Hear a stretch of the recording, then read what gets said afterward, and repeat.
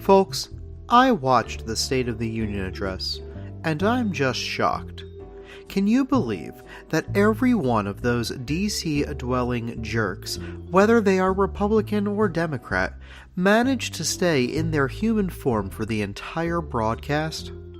If you had asked me when I was 12 if I thought that the President and all of Congress and their guests could be on live broadcast television without reverting to their true reptilian form for even half a second, I'd have laughed until I pooped myself. Perhaps the cell phone-based reality dampeners have gotten that strong, and they are clouding our perception of the truth that our government is made up of displaced remnants of a reptilian race from far away. Or were the reptilians here first? I guess that's a question for Susie. Susie can't join us this week. I'm not really able to go into detail about it, but there was an incident involving her collection of tinfoil hats and several irate TSA agents during the shutdown. We hope that Susie will be able to join us again soon. We just hope to be able to say for sure that it's actually Susie, and not one of those silly knockoff clones. Again.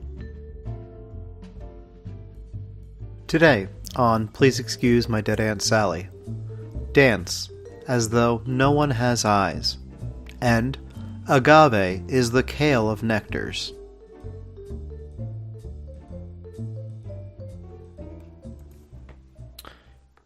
It has been quite a week here at Please Excuse My Dead Aunt Sally. I accidentally destroyed my entire house when I took out a load-bearing stack of mismatched plastic food containers from the pantry. Then, while staying at a shelter, my whole body fell asleep, after I slept on it funny. Later, I joined an angry mob who was viciously beating a man for leaving his shopping cart in the middle of a grocery store parking lot. I mean, come on, there is a cart return within 20 feet in any freaking direction. As I always say to strangers at the gym, when I finally do snap, it will be a series of victimless crimes taken out on people who get grumpy when you fail to hold an exit door open for them to enter, and people who sit in the car and beep the horn in front of houses. But I'm keeping positive, and I'm still winning, because I never had faith in humanity to begin with. Over on our social media pages, such as Instagram, Facebook, and Twitter, this week I learned that vaccines cause astronautism, and that there is no such thing as a lunch. Perhaps you had trouble logging into our private online group. Remember, your password must be exactly 19 characters long and made entirely of $signs, underscores, and exclamation points. Today's episode of Please Excuse My Dead Aunt Sally is brought to you by baretraps. Tired of your neighbor's dog pooping on your lawn? Strangers leaving shopping carts in your neighborhood? Baretraps is the little-known solution to many of life's problems. Simply set them up and let the life-altering 3 S's of springs, spikes, and surprise prevent future discomfort for you and your family. Research shows that people who recently lost most of one leg are up to 900% less likely to do obnoxious crap.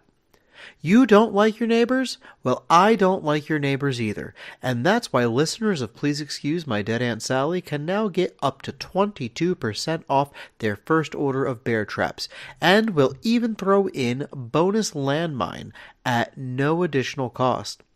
Landmines are pretty much high-grade bear traps. Man, I love our sponsors.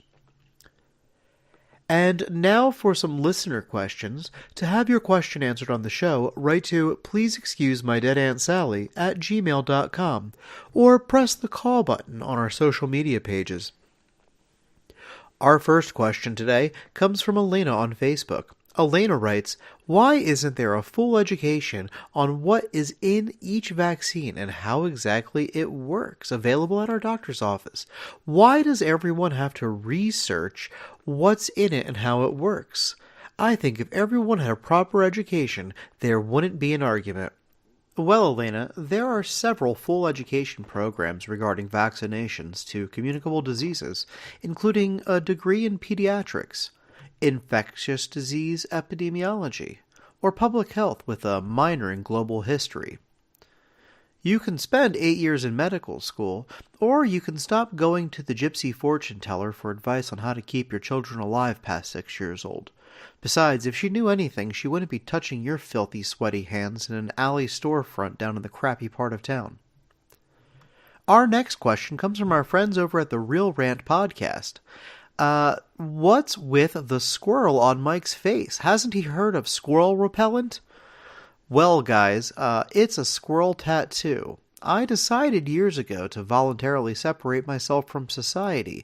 This is a good idea, and that there's no better way to mark myself unemployable than to get tattoos on my face and neck.